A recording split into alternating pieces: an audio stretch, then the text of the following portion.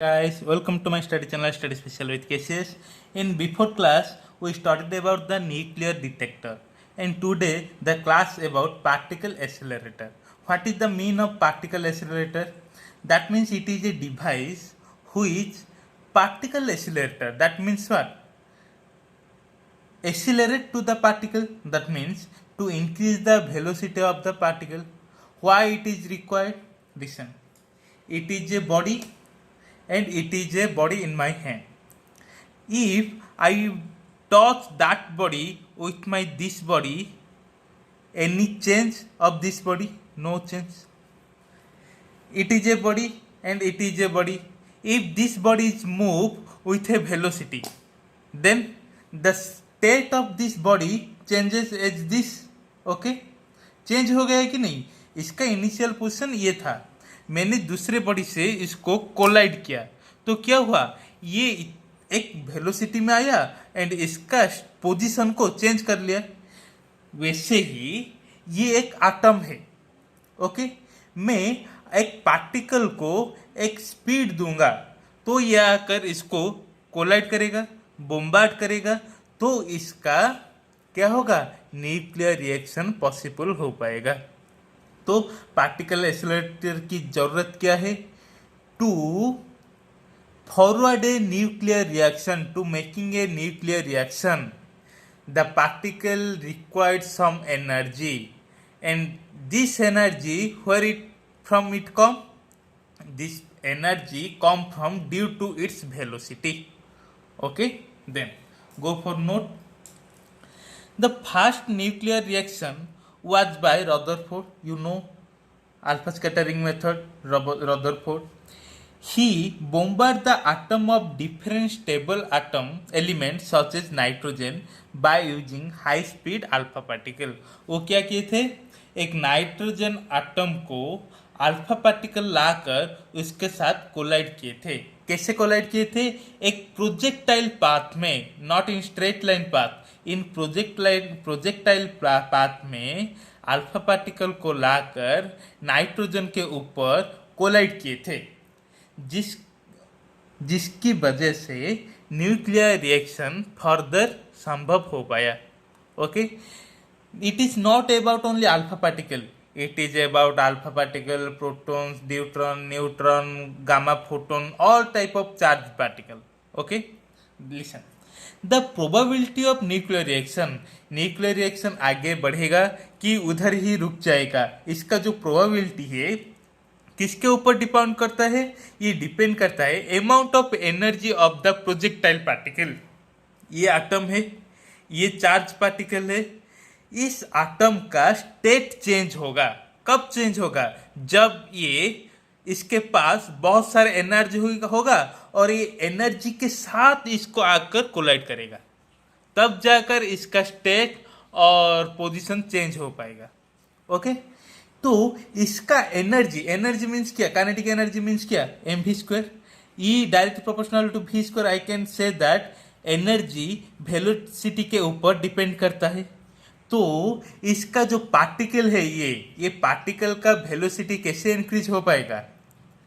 इस वेलोसिटी को इंक्रीज करने के लिए हमें क्या चाहिए? पार्टिकल एक्सेलरेटर चाहिए. ओके, एंड ये पार्टिकल एक्सेलरेटर दो तरह के सिचुएशन के ऊपर फंक्शन करता है. एक पहला होता है इलेक्ट्रिक फील्ड पर फंक्शन कर सकता है और दूसरा होता है मैग्नेटिक फील्ड. पहले इलेक्ट्रिक फील्ड डिस्कवर हुआ था, उसके बाद फैराडे ने मैग्नेटिक फील्ड को डिस्कवर किया. सो इलेक्ट्रिक फील्ड के आधार के ऊपर ये दोनों एक्सेलरेटर पहले डिस्कवर हुआ था, उसके बाद फंक्शन इन मैग्नेटिक फील्ड के डिपेंड करके, मैग्नेटिक फील्ड के ऊपर डिपेंड करके नया नया पार्टिकल एक्सेलरेटर डिस्कवर हुआ.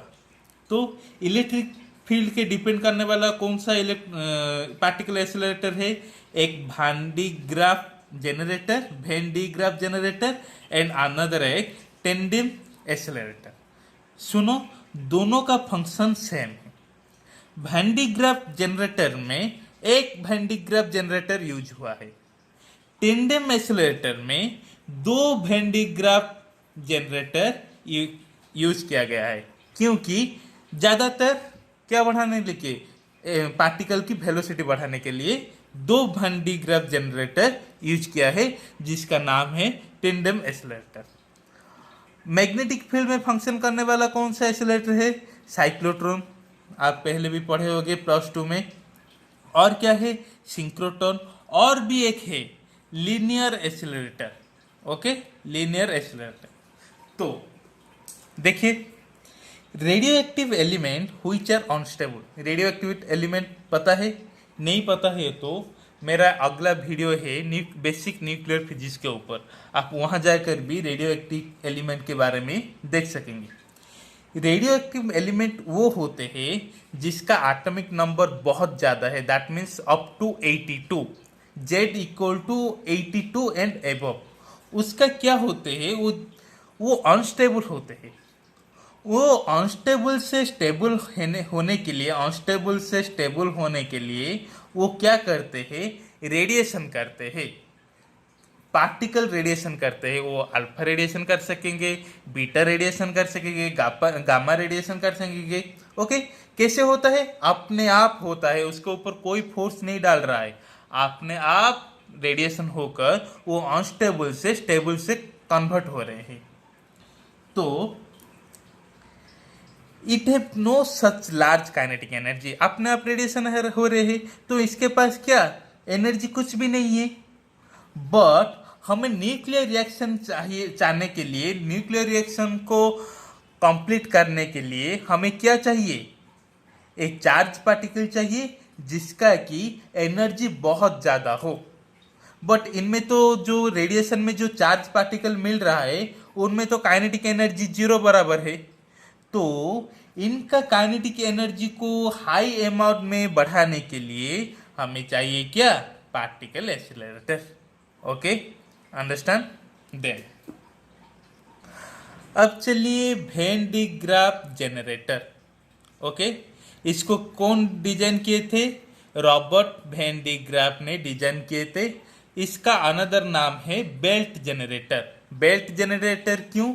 क्योंकि इसमें एक बेल्ट का यूज किया गया है जिसका बहुत इंपॉर्टेंट रोल है। वो एक इंसुलेटर बेल्ट है।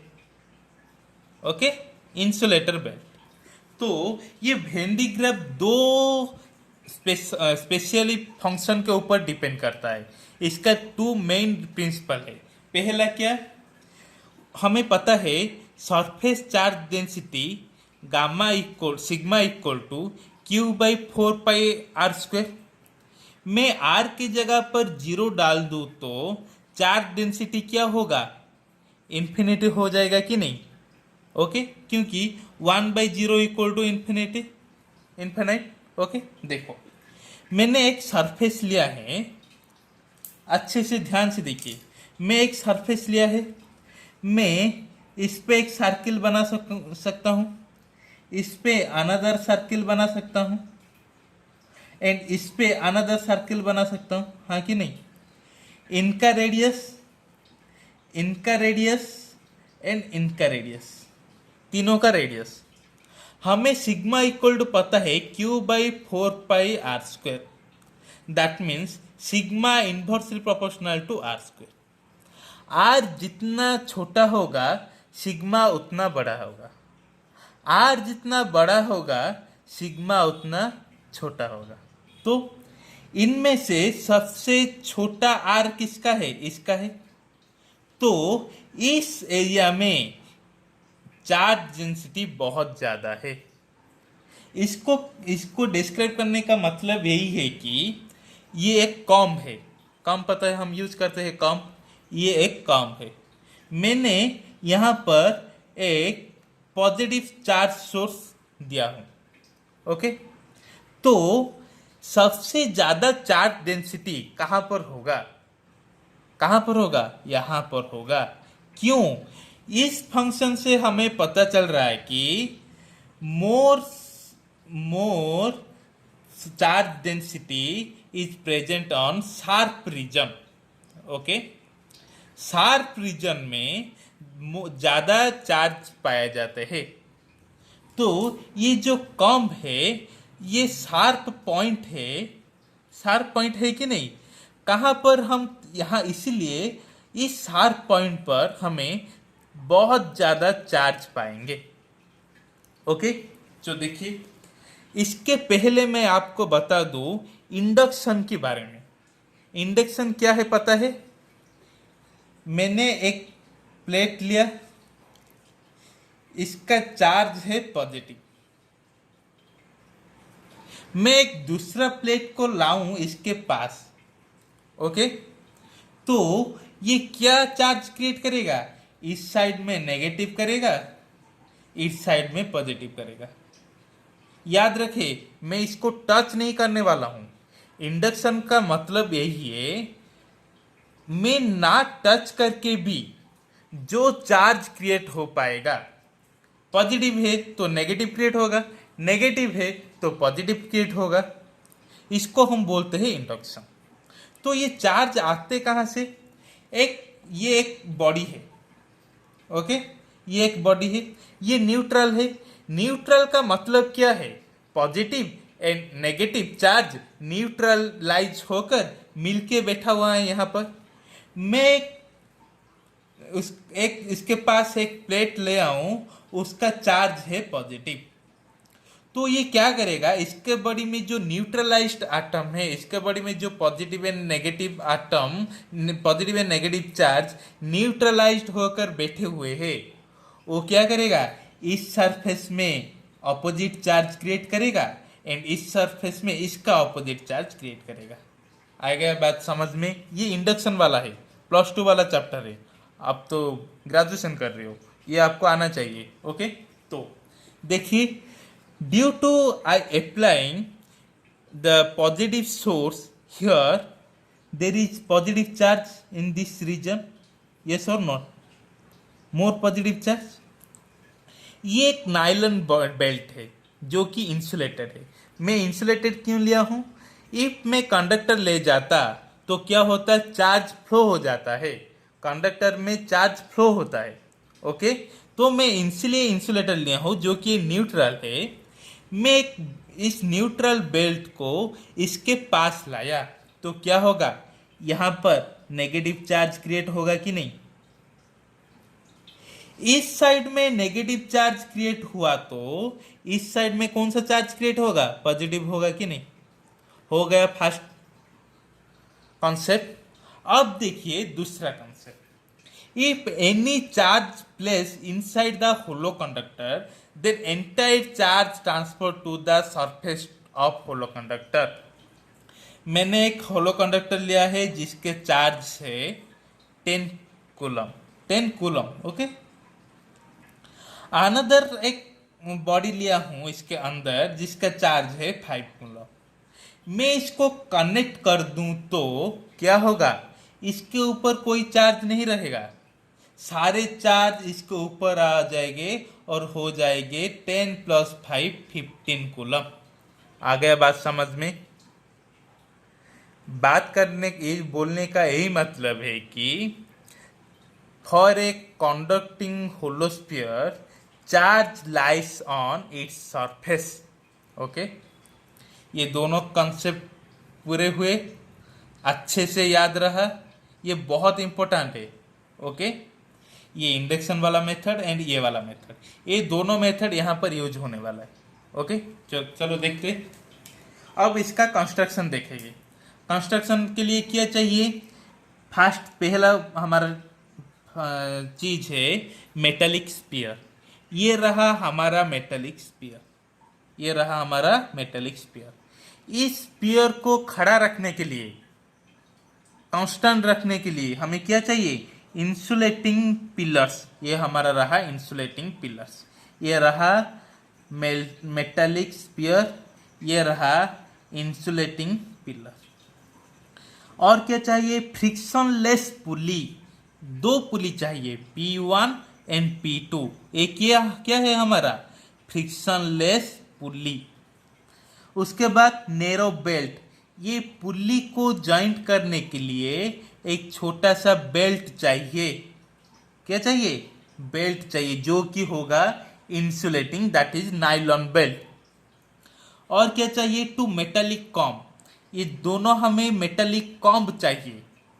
मैं समझाया यहाँ कॉम्ब का प्रिंसिपल क्या होता है, इसका यूज। ओके, ये जो दो मेटालिक कॉम्ब है, एक पहला मेटालिक कॉम्ब जो नीचे वाला है उसको हम हाई टेंशन बैटरी के साथ ज्वाइन करेंगे, हाई टेंशन बैटरी के साथ ज्वाइन करेंगे, और ये बैटरी होगा positive charge source.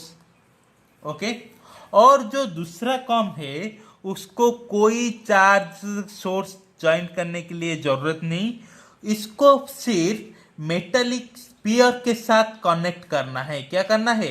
Metallic spear के साथ कनेक्ट करना है। ओके, और क्या चाहिए? डिस्चार्ज ट्यूब चाहिए। ये है रहा डिस्चार्ज ट्यूब। ये क्यों चाहिए मैं बाद में बोलूँगा। ओके, और टारगेट चाहिए, हाई टेंशन बैटरी यहाँ रहा, एंड वैक्यूम चैम्बर चाहिए। क्यों वैक्यूम चाहिए मैं ये बताऊंगा। ओके, तो हमें इसका प्रिंसिपल क्या याद रखना है, हमें इसका फंक्शन क्या है इसका। हमें एक चार्ज पार्टिकल को एक टारगेट के ऊपर कोलाइड करना है, जिसकी वजह से न्यूक्लियर रिएक्शन होगा। शायद ले लो ये नाइट्रोजन है, ये जो टारगेट वाला है नाइट्रोजन है। मैं एक अल्फा पार्टिकल को नाइट्रोजन के ऊपर क्या करूंगा? टारगेट करूंगा, बॉम्बार्ड करूंगा, कोलाइड करूंगा। क्यों? क्योंकि मुझे आगे की न्यूक्लियर रिएक्शन चाहिए। ओके, तो ये जो आगे की न्यूक्लियर रिएक्शन चाहिए, इसके लिए मुझे क्या करना होगा? ये जो अल्फा पार्टिकल है इसका वेलोसिटी बढ़ाना है। तो वेलोसिटी कैसे बढ़ाऊंगा मैं? इसका एनर्जी को मैं कैसे इंक्रीज करवाऊंगा? इसके लिए सारे का सारे फंक्शन हमें समझना चाहिए। तो चलो देखते क्या होता है। मैंने क्या किया, पहले एक हाई टेंशन बैटरी को पहली कम जो है उसको मैंने ज्वाइन कर लिया। ओके, ज्वाइन करने से क्या होगा? ये जो पॉजिटिव चार्ज इस कॉम के थ्रू आ रहा है वो कहाँ पर जमा होगा? इसके शार्प पॉइंट पर जमा होगा कि नहीं? ओके, पता चला? आप देखो, due to this side positive charge it is a क्या, this is a what, neutral insulating belt. Due to function of conduction there is negative charge created. Okay, and ये positive charge and negative charge neutralize हो जाएगा और थोड़ा leakage current produce करेगा। Okay, तो वो leakage current produce कैसे करेगा या समझ में आ गया? तो उस बात को यहाँ पर रखिए। ड्यू टू इंडक्शन क्या हो रहा है? ये पॉजिटिव, ये बैटरी के वजह से यहाँ पर पॉजिटिव चार्ज आ रहा है, यहाँ पर नेगेटिव चार्ज आ रहा है इंडक्शन के वजह से। दिस साइड नेगेटिव चार्ज आ रहा है तो दिस साइड कौन सा चार्ज आएगा? Positive charge. ओके, आ गया पॉजिटिव चार्ज। यहाँ पर दोनों पुली अटैच हुए हैं बेल्ट के ऊपर, और ये जो पुली है कैसे चल रहा है? एक इलेक्ट्रिक मोटर के जरिया ये जो पुली मूव हो रहा है। तो ये जो पोर्शन है पॉजिटिव वाला पोर्शन बेल्ट का, ये कहाँ पर जाएगा? ऊपर आ जाएगा कि नहीं? ऊपर आ गया तो ये नीचे वाला फिर से इसके कांटेक्ट में आ जाएगा, तो फिर से ये नेगेटिव चार्ज क्रिएट करेगा, फिर से ये पॉजिटिव हो जाएगा। इसी तरह सारे बेल्ट में, दिस साइड की होल बेल्ट में पॉजिटिव चार्ज कवर हो जाएंगे। ओके, तो अब क्या होगा? देखिए, ये बेल्ट में पॉजिटिव चार्ज कैरी होने वाला है, कैरी हो जाएगा। ड्यू टू इंडक्शन बेल्ट में पॉजिटिव चार्ज क्रिएट होने के वजह से इस शार्प एंड पर कौन सा चार्ज क्रिएट होगा? नेगेटिव चार्ज क्रिएट होगा कि नहीं? दिस साइड पर नेगेटिव चार्ज क्रिएट हुआ तो दिस साइड पर कौन सा चार्ज क्रिएट होगा? पॉजिटिव चार्ज क्रिएट होगा कि नहीं? Okay, and this positive charge due to this connect, ये पॉजिटिव चार्ज सारे स्पीयर की सरफेस के ऊपर चले जाएंगे। ओके, हाँ कि नहीं? तो ये बेल्ट मूव कर रहा है, ये बेल्ट ऐसे मूव कर रहा है। ये जो पॉजिटिव चार्ज यहाँ पर आकर क्या हो रहा है, न्यूट्रलाइज हो रहा है। ये न्यूट्रलाइज जो बेल्ट इधर घूम के आ रहा है, फिर न्यूट्रलाइज बेल्ट फिर से यहाँ पर आएगा। ऐसे ही होता चले रहेगा, ऐसे ही पॉजिटिव चार्ज का अमाउंट बढ़ते जाएगा। तो इस स्फीयर के ऊपर जितना पॉजिटिव चार्ज क्रिएट होगा, इसका वोल्टेज उतना ही बढ़ते चले जाएंगे। कितना बढ़ते चले जाएंगे? इसका वोल्टेज मैक्सिमम 10⁻7 वोल्ट तक बढ़ सकता है। ये जो हमारा स्फीयर है, ये एक स्फीयर है कि नहीं? ये वोल्टेज इसका रेडियस के ऊपर डिपेंड करता है। मैं इस स्फीयर का रेडियस जितना बड़ा लूं, उसका वोल्टेज उतना बड़ा होगा। ओके, तो अब रहा डिस्चार्ज ट्यूब की बात। मैंने ऐसे सेटअप किया, डिस्चार्ज ट्यूब में जिस पार्टिकल को मुझे बम्बार्ड करना है, कोलाइड करना है, जिस पार्टिकल का वेलोसिटी मुझे इंक्रीज करना है, उसको मैं स्पीयर के अंदर रखा और मेरी टारगेट को स्पीयर से बाहर रखा। तो ये क्या हो सकता, ये क्या है? ग्राउंडेड है, इसका पोटेंशियल 0 है, बट इसका पोटेंशियल बहुत हाई है। तो क्या होगा, ये जो चार्ज पार्टिकल है, पॉजिटिव चार्ज पार्टिकल है, ये क्या करेगा? पॉजिटिव पोटेंशियल से ग्राउंड पोटेंशियल तक मूव करेगा। तो हाई पोटेंशियल से लो पोटेंशियल तक मूव करेंगे। तो ड्यू टू मूवमेंट, ये जो हाई वोल्ट में due to increase of high potential difference, इसका जो वेलोसिटी होगा बहुत ज़्यादा बढ़ जाएगा। तो इसका स्पीड क्या होगा? बहुत ज़्यादा इंक्रीज होकर ये एक बहुत ज़्यादा एनर्जी के साथ इसको आकर क्या करेगा? बॉम्बार्ड करेगा, कोलाइड करेगा। उसके बाद हमारा न्यूक्लियर रिएक्शन फॉर्मेशन हो पाएगा। ओके, देखिए ये वाला हो गया, बॉम्बार्ड कैसे हो गया पता चला। अब हमें पता करना है मुझे वैक्यूम चैम्बर क्यों चाहिए। देखिए ये मैंने क्या, ये जो वर्किंग हो रहा है, इसमें क्या हो रहा है, ये जो पोटेंशियल इसका इंक्रीज हो रहा है, पॉजिटिव चार्ज सरफेस के ऊपर जमे हो रहे हैं ड्यू टू हाई वोल्टेज। ये जो चारों तरफ जो एयर है, ये जो चारों तरफ जो न्यूट्रल एयर है, उसको भी ये आयोनाइजेशन करना शुरू कर देगा। टू एवॉइड दिस आयोनाइजेशन हमें क्या करना है, इसको एक चैम्बर में बंद करना है एंड यहाँ पर इंसुलेटिंग एयर प्रोवाइड करना है, इंसुलेटिंग एयर प्रोवाइड करना है। आ गया सारे बात समझ में, क्यों वैक्यूम चैम्बर चाहिए। ओके, इसका ड्रॉबैक्स क्या है, इसका नुकसान क्या होता है? पहला नुकसान क्या है, ये जो आयोनाइजेशन कर रहा है चैम्बर को, इसलिए इसको कहाँ पर ढकेला दिया गया? वैक्यूम चैम्बर के अंदर रख लिया गया। और दूसरा क्या है, ये due to high potential difference it can be risky. मैं पहले ही बोला था, पोटेंशियल बढ़ाना है तो हमें रिस्क लेना है, ज़्यादा एनर्जी खर्च करवाना है। हमें क्या चाहिए, छोटा सा पोटेंशियल डिफरेंस में इस पार्टिकल का स्पीड बहुत ज़्यादा करना चाहिए। बट यह क्या हो रहा है, बहुत ज़्यादा potential difference 10⁻7 year, it's so very large. हमारे जो घर में चल रहा है वो 220 वोल्ट में चल रहा है, 220 वोल्ट में कोई लग जाएगा तो उसका डेथ। और ये 10⁻7, दैट मीन्स 10 मेगा वोल्ट। समझ में आ रही हो कि नहीं? इसलिए बहुत डेंजर है। ओके, ये इसका ड्रॉबैक है। तो नोट्स की तरफ चलते। मेरा डायग्राम तो उधर रुक गया, मैं इसके आधार पर समझा रहा हूँ। ओके, देखिए, a well insulated belt rapidly rotates between two pulley P1 P2 with the help of electric motor. ये जो पुल्ली है P1 एंड P2, इसके चारों तरफ एक बेल्ट है। ये कैसे मूव कर रहे हैं? ड्यू टू इलेक्ट्रिक मोड ये मूव कर रहे, ये मूव कर रहा है तो ये बेल्ट भी इसके साथ मूव कर रहा है। Okay, and to comb connect first comb with the high tension battery and with second comb connect that metallic sphere.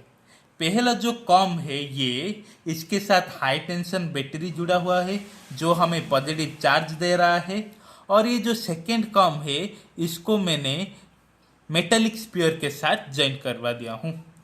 Due to high tension battery there is positive charge on comb 1 sharp surface. इस sharp surface में positive charge का density बहुत ज़्यादा हो रहा है। क्यों sharp surface में ज़्यादा हो रहा है? मैंने बोला ये जो हमारा चार्ज डेंसिटी पढ़े हमें sigma equal to 4 Q by 4 R square. Okay, मैं पढ़ा चुका हूँ, ये फिर से देखना है तो। ड्यू टू इंडक्शन ये पॉजिटिव चार्ज यहाँ पर खड़ा होगा तो इसकी तरफ साइड क्या आ जाएगी? नेगेटिव चार्ज आकर इसको क्या करेंगे? न्यूट्रलाइज करेंगे, और दूसरी साइड हमारा क्या होगा? पॉजिटिव चार्ज होगा, हाँ कि नहीं? Due to induction there is positive charge on the surface of insulating belt. Rotating of belt that part of belt which covered with positive charge, ये जो वाला कवर हुआ है पॉजिटिव चार्ज से रोटेट होगा तो ये पार्ट इस पार्ट इधर आ जाएगा, तो ये वाला न्यू पार्ट में कोई चार्ज नहीं होगा। फिर से ये पॉजिटिव के चार्ज वजह से इंडक्शन के वजह से फिर से नया पॉजिटिव चार्ज क्रिएट होगा, फिर से पुली मूव करेगा तो फिर से ये पार्ट ऊपर जाएगा, फिर से न्यूट्रलाइज पार्ट आएगा, फिर से पॉजिटिव चार्ज इंडक्शन के वजह से फिर से चार्ज क्रिएट होगा। इसी तरह सारे पॉजिटिव चार्ज कहाँ पर आएंगे? कूलम कॉम 2 के पास आएंगे। Okay, move toward comb 2। There is due to induction that is corona discharge. What is the mean of corona discharge? देखिए, नॉट कोरोना, कोविड-19 नहीं है, ये कोरोना डिस्चार्ज है। क्या है? ड्यू टू पॉजिटिव चार्ज आ रहा है, ये इंडक्शन के वजह से क्या होगा? नेगेटिव चार्ज क्रिएट होगा कॉम के ऊपर। ये जो पॉजिटिव एंड नेगेटिव चार्ज क्या हो रहा है? न्यूट्रलाइज हो जा रहा है। इस न्यूट्रलाइज के वजह से भी थोड़ा सा लीकेज करंट आ जाता है जो है IL। ओके, ये न्यूट्रलाइज हो रहा है। Due to negative of this side there will positive of this side. Okay, initially we connected comb 2 with metallic sphere and comb 2 के साथ हम मेटेलिक स्फीयर के साथ ज्वाइन कर लिए हैं। एंड सो इंडक्शन के वजह से क्या हुआ है? यहाँ पर पॉजिटिव चार्ज क्रिएट हुआ है, मैंने इसको कनेक्ट कर लिया हूँ तो ये क्या करेगा? सारे पॉजिटिव चार्ज स्फीयर के ऊपर जाकर जमा हो जाएंगे। So the amount of positive charge on the sphere of metallic sphere increases and the amount of voltage increase up to 10 to the power 7 volt. Okay, आगे by repeating this function by pulley, ये पुली बराबर घूमता रहता है। Due to यही function repeat होने के वजह से क्या होता है? Now we found a high potential difference through discharge tube. Potential difference कैसे? देखिए, ये वाला को मैंने ग्राउंड कर लिया है तो इसका पोटेंशियल क्या है? 0 है। ये हेमिस्फीयर स्फीयर के अंदर है तो इसका पोटेंशियल डिफरेंस बहुत ज़्यादा होगा कि नहीं? इसका पोटेंशियल बहुत हाई हो रहा है, इसका पोटेंशियल 0 हो रहा है, तो ये जो डिफरेंस है बहुत ज़्यादा है। Okay, the put our target at the bottom position, target को हम नीचे धकेलना है। And take chosen particle near the metallic sphere, हमें जिस पार्टिकल को चूज किए हैं बॉम्बार्ड के लिए, कोलाइड के लिए, वो चाहे अल्फा पार्टिकल हो, वो चाहे बीटा पार्टिकल हो, जो भी पार्टिकल, उसको हम यहाँ पर रखना है। Due to potential difference the particle will be accelerate, ये पोटेंशियल डिफरेंस के वजह से वो क्या? बहुत स्पीड में जाएगा एंड इसके साथ बॉम्बार्ड करेगा, कोलाइड करेगा। तो इसके वजह से जो करंट प्रोड्यूस हो रहा है वो कौन सा वाला? Current due to positive charge, ये जो स्फीयर के पॉजिटिव चार्ज है इसके वजह से करंट फ्लो हो रहा है। Current due to leakage charge, मैंने बोला यहाँ पर जो लीकेज हो रहा है, सरफेस के ऊपर जो एयर के साथ आयोनाइज होकर लीकेज हो रहा है। और क्या कोरोना करंट जो यहाँ पर डिस्चार्ज हो रहा है, ये वाला इतना ज़्यादा इम्पोर्टेंट नहीं है। ये जो करंट आ रहा है इस पे वो तीनों करंट है, एक due to positive charge on sphere, एक due to ionizing the outer side particle and another is the corona discharge, ये वाला। Okay, by using this device charge particle like proton neutron alpha particle are accelerated. इस device को use कर कर हमें accelerate करना है पार्टिकल को। ओके, मैंने ये दिखाया कि यहाँ पर पॉजिटिव चार्ज हो रहा है, इसलिए वो आउटर साइड एयर को क्या कर रहा है, आयोनाइजिंग कर रहा है। इसको एवॉइड करने के लिए मुझे क्या चाहिए, इसको एक इंसुलेटेड स्पेस, एक वैक्यूम स्पेस के अंदर ढकेल देना है एंड यहाँ पर थोड़ा इंसुलेटिंग गैस स्प्रे करना है। Due to high potential of metallic sphere surrounding airs are become ionizing, surrounding airs are become ionizing. To avoid this, we have to put all this setup under the vacuum space with insulating gas. इसके अंदर हमें क्या चाहिए, insulating gas भर देना चाहिए। By increase radius of metallic sphere there is more potential. मैंने बोला ये जो स्पीयर है इसको मैं बड़ा कर लूँ तो इसका क्या रेडियस बढ़ जाएगा, इसके साथ पोटेंशियल भी बढ़ता जाएगा। इसका ड्रॉबैक्स एक ही है, it is very high voltage so it will be risk. Okay, then ये मेरा आपको पढ़ाई अच्छा लगे, आपको ये समझ में आए तो ज़्यादातर ज़्यादा शेयर कीजिए, सब्सक्राइब कीजिए, लाइक कीजिए, कमेंट दीजिए and thank you so much. हाँ, मेरा डिस्क्रिप्शन में आपको अलग सब्जेक्ट का वीडियो मिल जाएगा, न्यूक्लियर डिटेक्टर का भी वीडियो मिल जाएगा, बेसिक न्यूक्लियर फिजिक्स का भी वीडियो मिल जाएगा। ओके।